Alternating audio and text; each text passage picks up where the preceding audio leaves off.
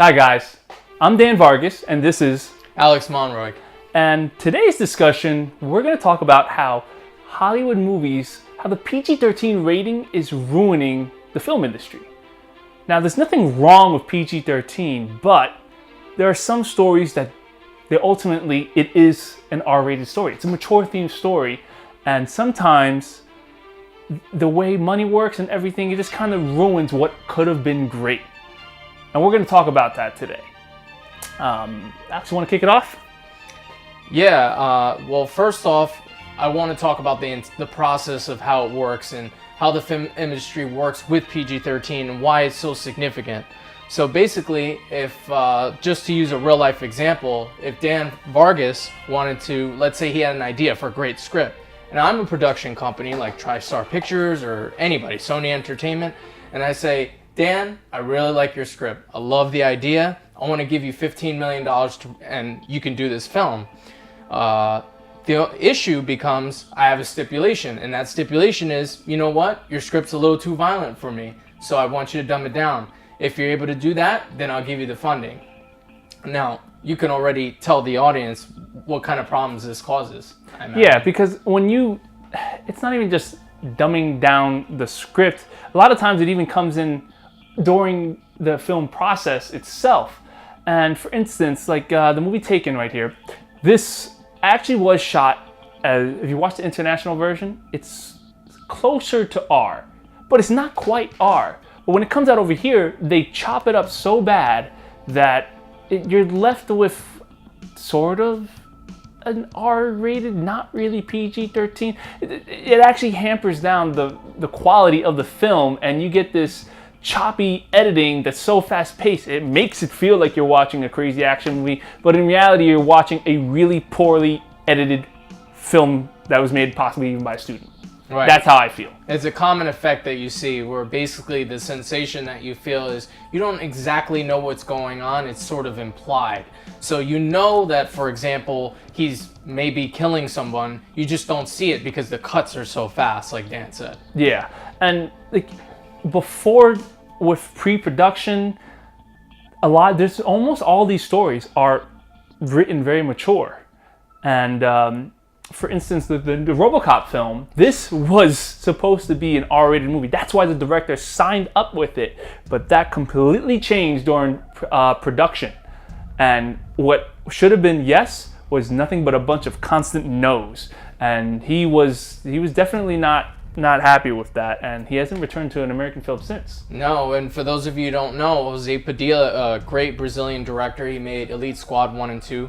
Just some examples of great films that he's made that matched the tone of the original RoboCop. So you can imagine how excited people like Dan and I were when they announced that he was going to be the director for the remake. But of course, like Dan mentioned, this rating is basically what destroyed the film, I think, ultimately, because you just don't have the same tone that you have from the original. Yeah, the original is a very, very mature story, and it deals with like the scum of Detroit, how bad Detroit is, and there's going to be a mature story. Now, granted, the original was hyperviolence, which was something that was sort of popular back in the 80s, but even still, you don't have to go as violent as the original over here, but it's still a mature story. Right.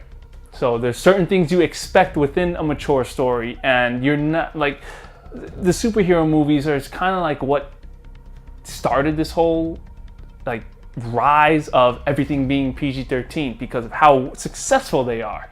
And that's great for superhero movies. Superhero movies, you can keep majority of them PG-13. Spider-Man, PG-13 film. Definitely, you want your kids to come see that. You want your family to ultimately be there to watch this movie. Yeah, it's like Dan said, there's a lot of films out there that they work in the PG-13 format. There's a lot of, as time has progressed, the PG-13 format is kind of laxed a little bit more. I think you can get away with, 1 or 2 curses now as opposed to in the past where you couldn't curse at all in a PG-13 film. So they're stretching it a little to meet the demands and kind of compromise with people.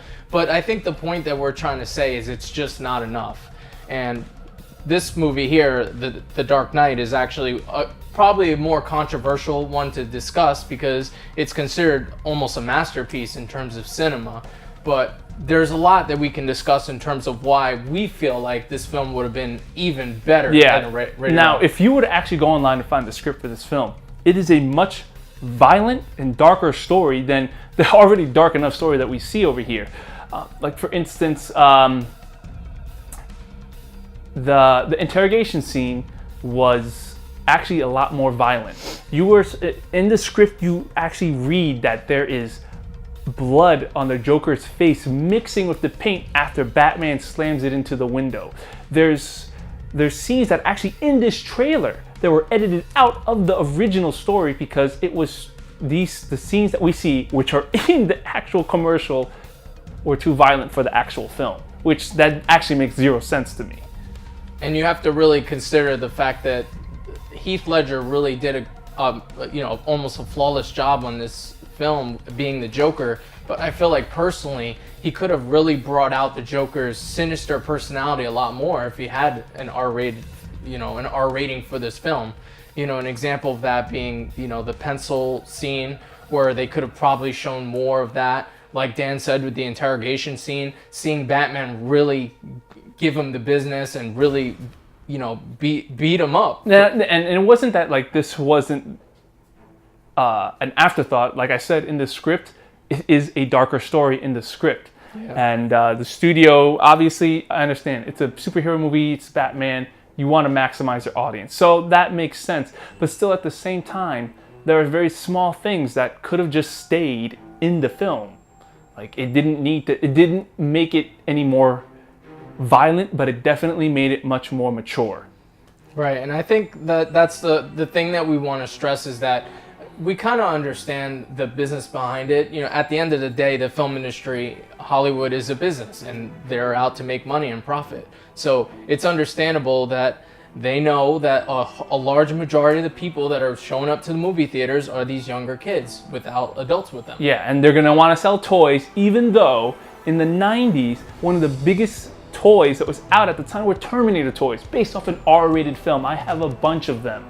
I had so many Terminator toys I couldn't even count them. But the fact that they were actually making toys back then for R-rated films, they had toys, they had action figures on like Saturday morning cartoons for the Alien series, which was at the time known for being completely R-rated before the whole Alien vs. Predator disaster came out. Yeah. But even with for instance, the Die Hard series, Die Hard.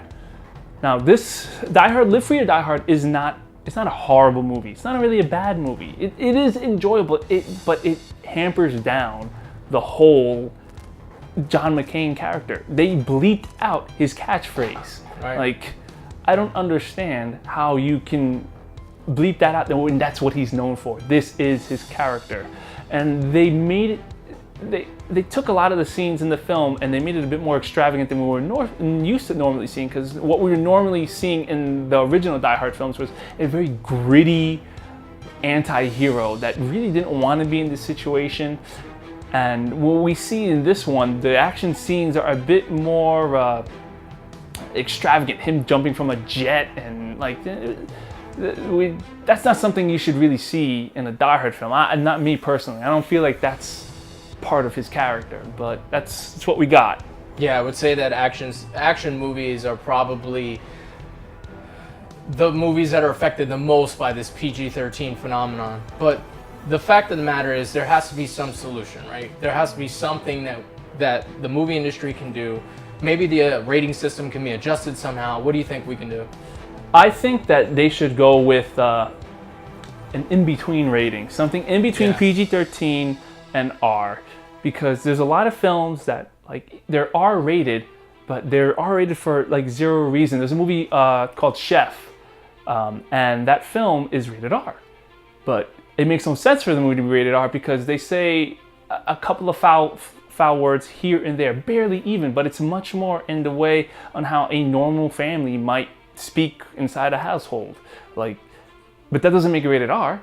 If anything, the story in the film is not even PG-13, it's very PG. It's about a chef that just wants to make people happy, and enjoy his food. That's really what it's about, but that's not what we get. So I would say maybe like how the UK does, where you have sort of a rating in the middle. So you have PG-13 and then maybe you have a PG-15 or 16. Yeah, I think that would ultimately be the best thing, and hopefully maybe one day we'll get to that. And that's something that we'll hopefully be able to see in the future. I hope so, because what it really is going to do is it's going to allow these films that are coming out now, like Logan and Deadpool, for example, that they're violent. It's clear that they're not PG-13 films, but they're not exactly super violent where they deserve a harsh R rating. Yeah. So this topic can go on, and maybe we will get back to this again in the future. But these are just some of our initial thoughts on how PG-13 films are ruining what could be something great. Once again, I'm Dan Vargas. And I'm Alex Monroy. And thanks for watching.